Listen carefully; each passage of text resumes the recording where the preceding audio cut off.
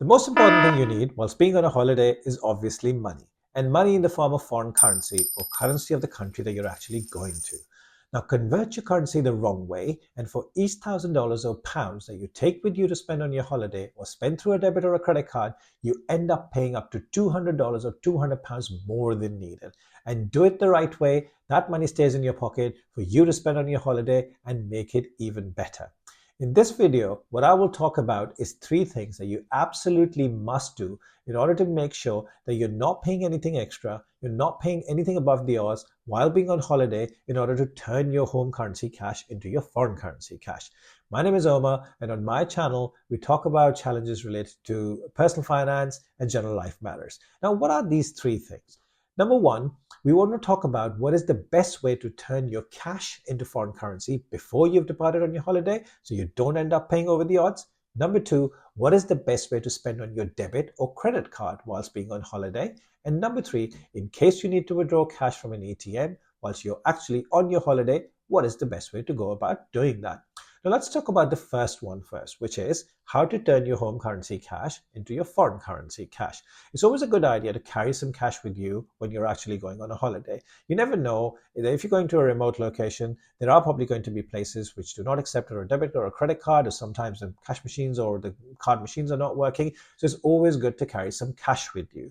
But what you want to do is to make sure that you're not doing the following two things. Number one, never exchange your currency at the airport. Airport kiosks, airport foreign currency booths actually are quite expensive. They're far more expensive than changing a currency in a local high street bank or even through a post office, for example. Last time I tried to do this, for £1,000, I was offered 1,020 euros at the airport. This was in comparison to being offered 1,150 euros the same day in the post office and 1,160 euros through an online broker called Currency Club.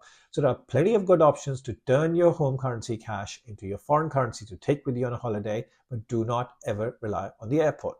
The second thing that I'm going to talk about is do not turn your cash into foreign currency at any tourist destinations or tourist hotspots.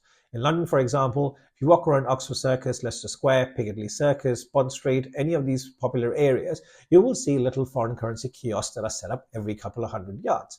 They are actually quite expensive as well, particularly for smaller sums of money. Anything under 100, 200, 300, you don't want to use them because they're actually quite expensive. As I said earlier, what you want to do instead is either use the post office, even M&S Bank, or any of the online brokers. I am going to leave a link in the description for some online brokers in UK, which actually are pretty reasonable in terms of the charges and are even able to deliver the cash to you before you left. So a little bit of planning in advance, 5-6 days before you left for your holiday, will go a long way in order to make sure that you're getting the best use out of your money. Now let's talk about the second thing. What is the best way to spend on debit or credit card? Now here again, there are two things that are actually quite important. Number one, whenever you go on a holiday, you will often be asked this question when you're paying through your debit or credit card. Do you want to pay in home currency or do you want to pay in local currency?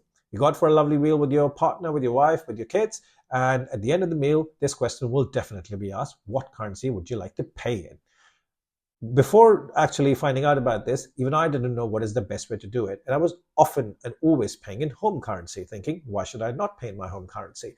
But actually, the best way to pay is in the local currency, i.e., the currency of the country that you're actually in. And the reason for that is you want to let your own bank do the conversion back into your home currency to charge to your bank account. If you let the merchant or the place that you're at do the conversion, the exchange rate that you're actually going to be offered will be far worse than your bank rate. Therefore, for each transaction, you'll end up paying a couple of pounds more. And if you're making 10, 15 transactions a day, which I think I do end up making when I'm on holiday, for each transaction, it starts to add up to 30, 40 pounds a day extra, or 20, $30 extra a day. And it all starts to add up. Therefore, you always want to make sure that whenever you ask the question in what currency you want to pay in, you want to pay in local currency or currency of the country that you're actually in. So in case you're in Europe, you always want to say pay in euros and let your bank do the conversion.